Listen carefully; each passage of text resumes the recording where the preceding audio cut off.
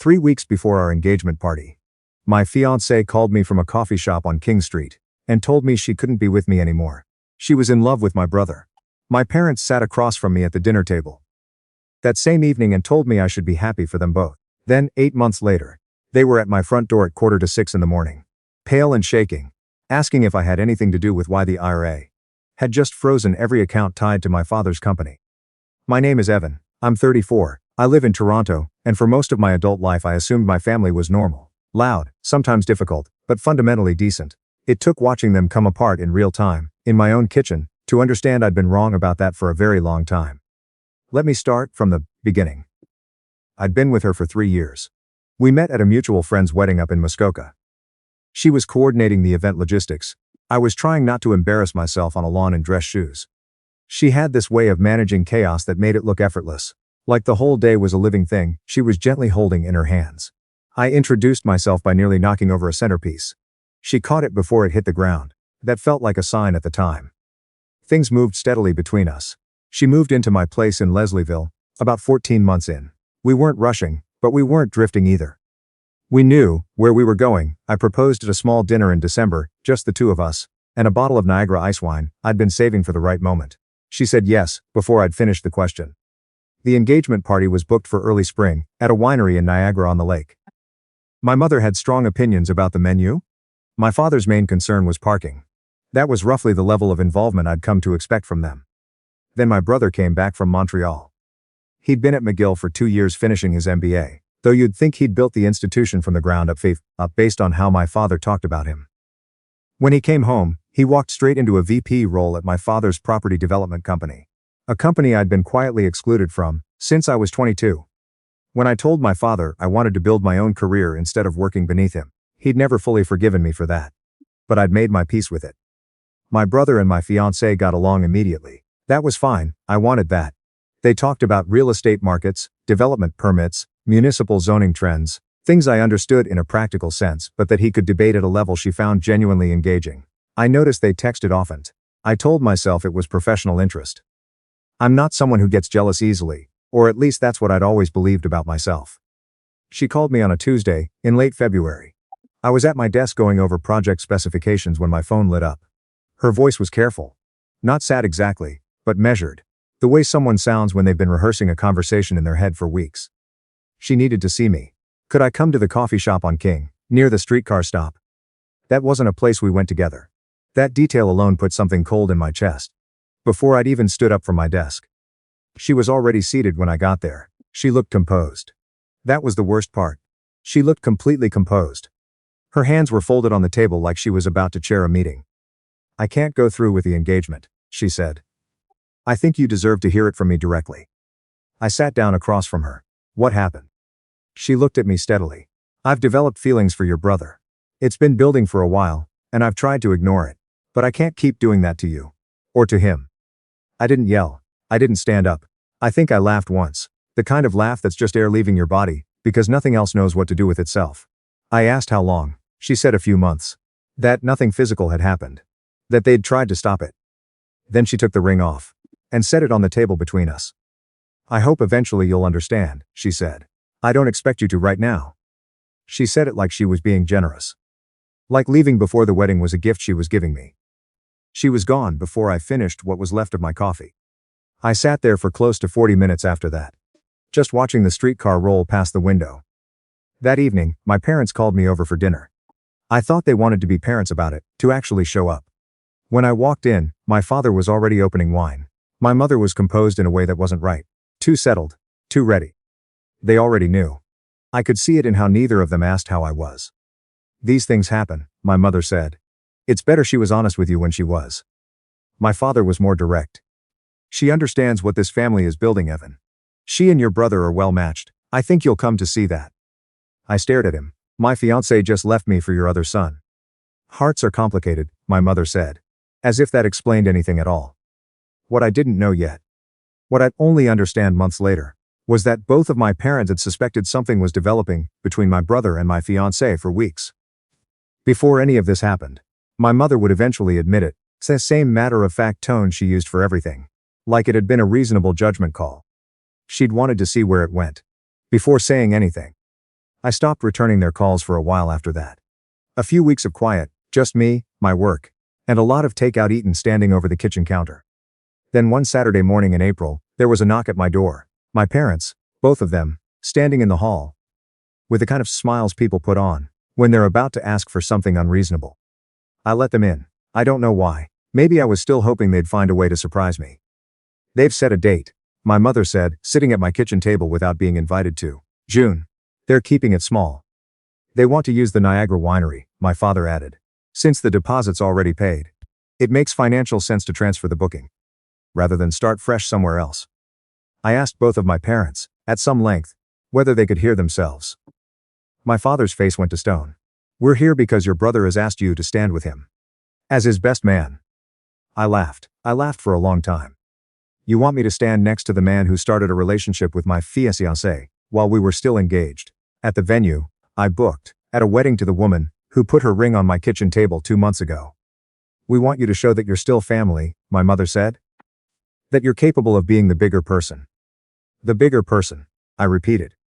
People notice these things, Evan, my father said. Colleagues, clients. If you're not there, people will ask questions. And there it was. Not my well-being, not my brother's guilt, their image, their optics. The way things would look at the table next to theirs at the Rotary dinner. I'm not going, I said. Not as the best man, not as a guest, not in any capacity. That's my answer. My mother's voice cooled. You're making this harder than it has to be. I'm making it exactly as hard as it is, I said, and held the door open. They left. I stood in the kitchen for a long time after, hands on the counter, breathing slowly. I hadn't given in. That felt more important than I expected it to. The wedding happened in June. I found out about it the way most people find out, about things they weren't invited to, social media. My brother and my ex-fiancée in front of the same cedar arbor I'd walked past when we first visited that winery. My parents, on either side, beaming. A comment thread full of cousins saying, what a beautiful couple they made. Not a single message to check on me, not one. I deactivated my Facebook that week. Changed a few contact details for relatives I'd never been close to anyway. Threw myself into a large commercial project we had running in the Etobicoke waterfront zone. The work helped more than I'd expected. Things stayed quiet for a few months. Then I started noticing something was wrong at the office. A senior manager who normally looped me into weekly briefings stopped including me. A colleague I worked closely with started conversations with this careful, tiptoeing energy, like he'd heard something he wasn't sure how to raise. Someone asked me, out of nowhere, if I was managing okay. In that specific, slowed down tone people use when they've already formed a concern. 2 weeks after I noticed the pattern, my director called me in and closed the door. I want to be upfront with you, he said. We received a call last week from someone who identified himself as your father. He said he was concerned about your well-being following a relationship breakdown and suggested we might want to keep an eye on your performance. My hands went cold. HR flagged it immediately as an inappropriate third-party contact. My director continued. It's been logged. It won't affect your file. If anything, it reflects poorly on the person who made the call. But I thought you deserved to know. I thanked him, walked back to my desk, opened my email and wrote a formal message to HR, documenting everything I'd just been told, and requesting a record on file. I wasn't going to let my father play that card without leaving his own fingerprints on it. That evening, I called him. I know what you did, I said. No greeting. He didn't deny it. I was concerned. You've been shutting us out, pulling away from the family. I've been quiet, I said. That's not the same as unstable, and you know it. You called my employer and told them I was a liability. Because I wouldn't stand next to my brother at his wedding. I was trying to protect you. You were trying to control me. And when guilt didn't work, you tried something else. Silence. His voice went to the register he used when he wanted to sound final.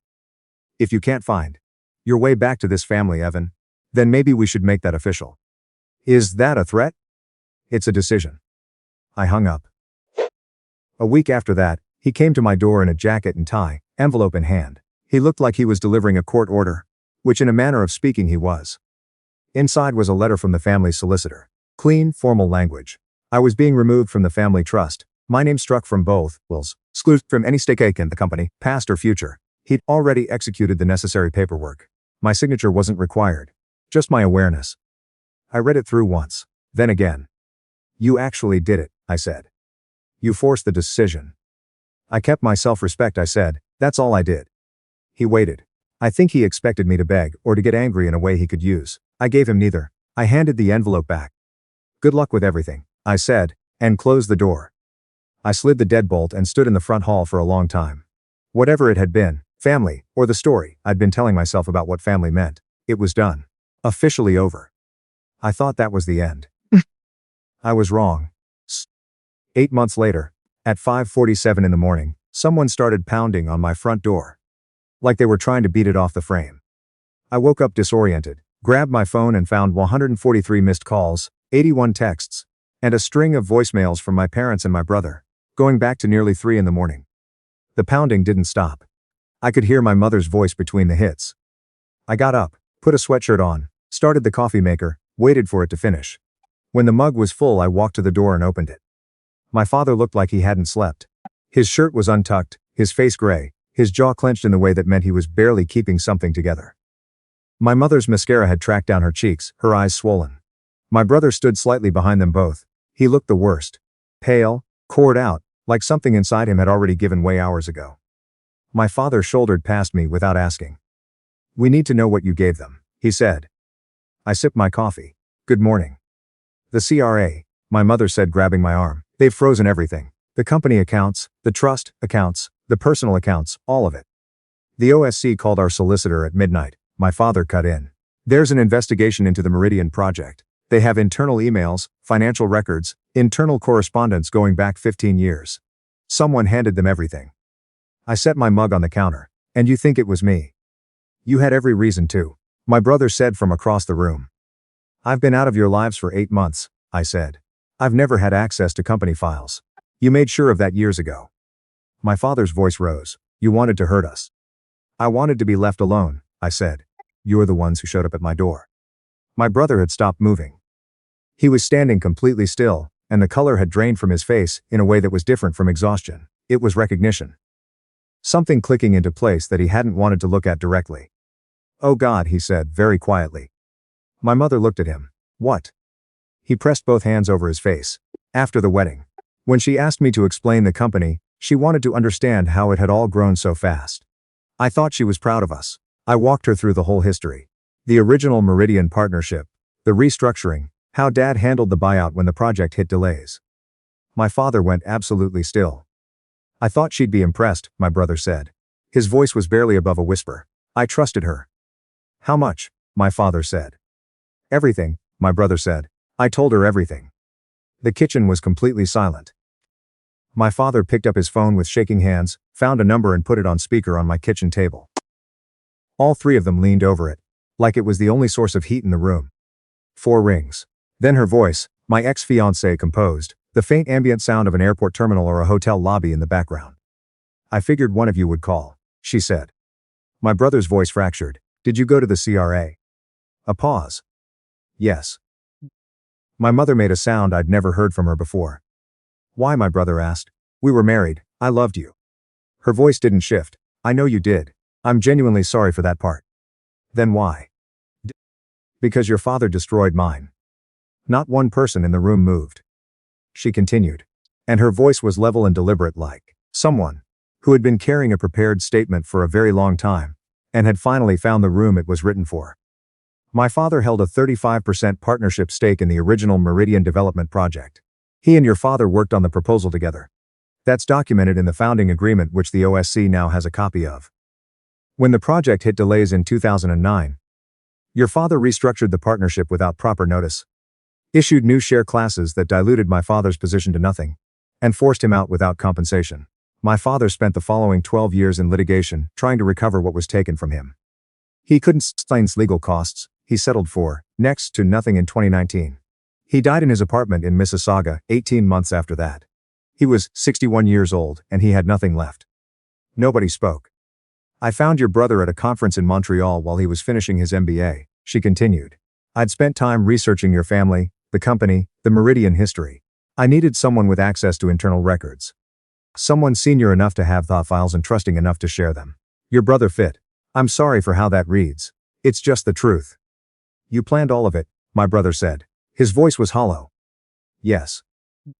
From the start." "From the start." "And me?" I said. I hadn't planned to speak. But the word came out on its own. There was a pause. "You were unexpected," she said. You weren't involved in the company. You had nothing to do with what happened to my father. Once I was close enough to see that clearly, I made sure you were moved away from the situation before anything broke. That's part of why I ended the engagement when I did. I didn't want the fallout landing on you. I didn't respond. I didn't know what to do with that. The documents I provided to the CRA include 3 years of unreported offshore income and the full correspondence trail from the Meridian restructuring, she said. A former paralegal from your family's law firm has already given a statement. It's complete. I've been working on this for 4 years. My father found his voice again, low, shaking. Do you understand what you've done? You've destroyed careers. You destroyed my father's life, she said quietly.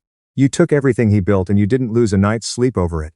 So no, I don't feel an obligation to lose sleep over this. Silence. Goodbye, she said. The call dropped. My father slowly lowered himself into a chair, both hands pressed over his eyes. My mother stood with her back against the wall, staring at the floor tiles. My brother sat down on my couch, like his legs had made the decision for him, and didn't move. I picked up my mug, refilled it at the counter. Then I walked to the front door, and opened it wide. You should go, I said. You've got a lot to deal with, and none of it has anything to do with me. My father looked up. Evan. You cut me out, I said. Those are your files, your company, your decisions. I'm not part of this, and you made sure of that when you served me that letter. My mother looked at me for a long moment. I think she was searching for something to say that could reach back across all of it, but she turned away. My brother didn't meet my eyes on the way out. My father walked past me without speaking. The elevator down the hall opened and closed, and then the building was quiet again. I went back inside, sat down at my own table and drank my coffee. The CRA audit ran through spring. By late April, my father's development company had its operating license suspended pending the OSC investigation. 3 major clients issued formal statements cutting ties. The business press ran 2 pieces, one focused specifically on Meridian, one a broader look at the company's history of disputed partnerships. My father's name was in both. So was my brother's. My brother's wife had already gone by the time the first article ran. She left while he was in a meeting with the lawyers. Took what was hers. Left the rest folded on the bed. From what I heard through a cousin, she went back to Ottawa, where her mother still lived. 3 weeks after that, my brother called me. I almost didn't answer. She took half the joint account, he said. His voice was flat in the way that comes after days of crying with nothing left.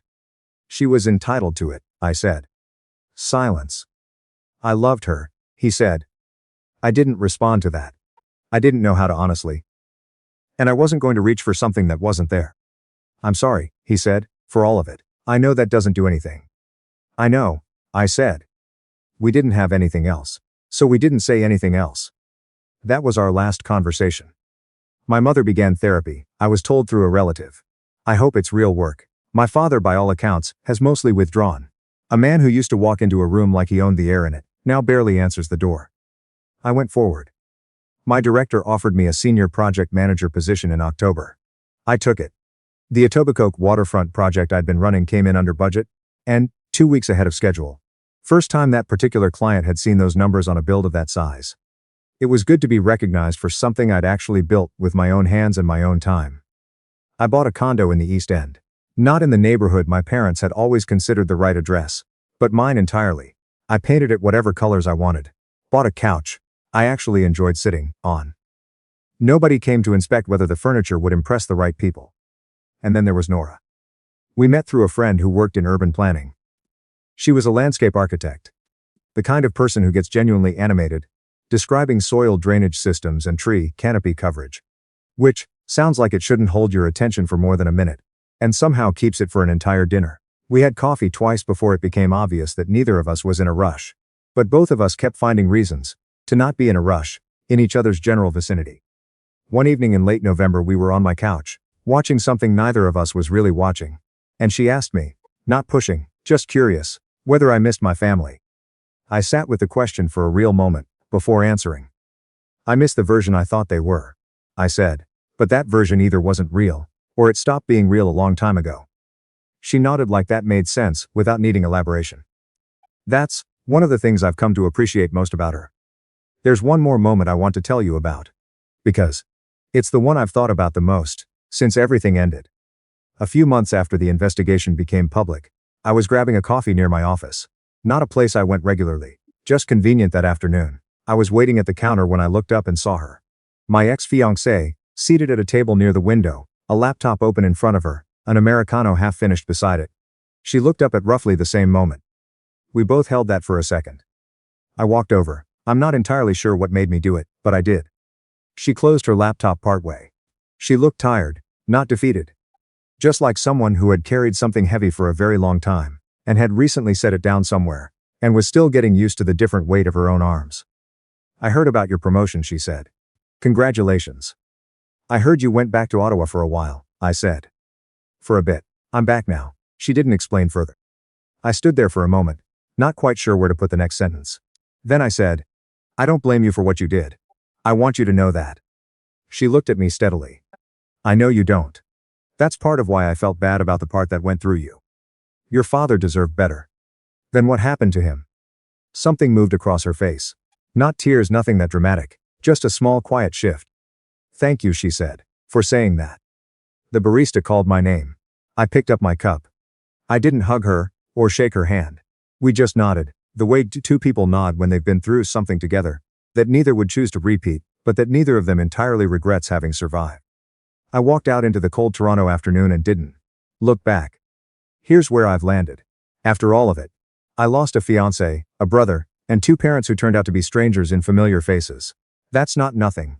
I'm not going to tell you it didn't cost me anything. Because it cost me years of assuming I was part of something real. But I also got out. I got out before I married into a family whose version of loyalty was silence and image management, and choosing whichever son best served the business. I got out before whatever my father built on a dead man's stolen partnership came down on my head too. Nora is real. My colleague who texted me every few days after the breakup just to check in, even when I had nothing useful to say back, that's real. The kind of trust that builds slowly, without leverage, without an agenda. That's what I'm building now. My ex-fiancée didn't do any of it for me. She said so clearly, and I respect the clarity. She did it for her father. But somewhere in the middle of the whole thing, she handed me something I didn't know I needed. A reason to stop trying to make myself fit inside a family that was never going to make room for me anyway. I don't call that a gift exactly, but I don't call it damage anymore either. And every time I make coffee in my own kitchen, in my own space, with no one waiting for me to be a different version of myself, I think that's probably the best ending I could have written for myself, even though I didn't write a word of it. If you're stuck inside something that sounds even a little like this, I hope you find your way to the quiet on the other side. It's worth it.